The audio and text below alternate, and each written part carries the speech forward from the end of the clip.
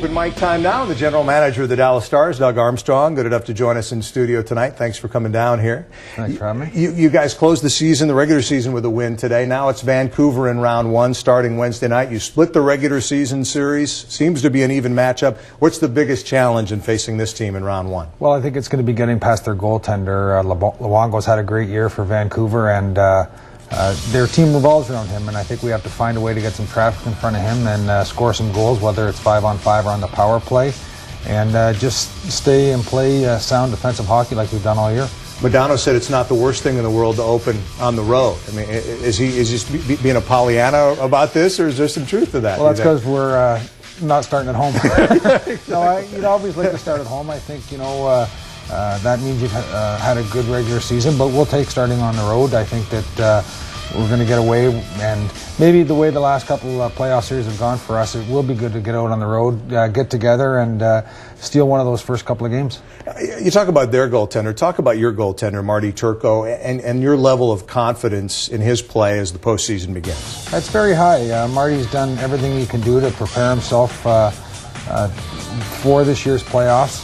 Again, we've had a great regular season, well over 100 points, and I think our team is excited, and I think we're much deeper and much more complex than just Marty Turco. I think our power play is going to have to be good, and our top players, including Marty, are going to have to be very good. Zubov, Lettinen, Modano, to name a few, are going to have to be at the top of their game, and if they are, we count on Marty. We had talked about having Marty in here tonight, and we were told that you said, nah, maybe not such a good idea. Now, not that we don't love having you, and I don't think you're here because you love the FaceTime. Is it a matter of making sure that the guy is totally focused entering the postseason? It is. In the past, Marty's been very accessible to the media, very accessible to everyone, and we just thought this year, let's just get him to focus on his job, and we'll pick up some of the PR stuff and let him get ready for game one, and that's the way we're going to approach it this year.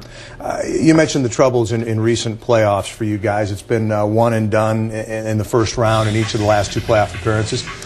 What happens with Dave Tippett if that happens again this year? I don't think anything. I think that if you look at the way that we performed this year with the number of injuries we've had, I think Dave's done a great job. And I think one of the things that was disappointing the last couple of years, I don't think we were mentally and prepared enough to play those series, and I don't think it was the coach's fault. I think our players have to take that responsibility.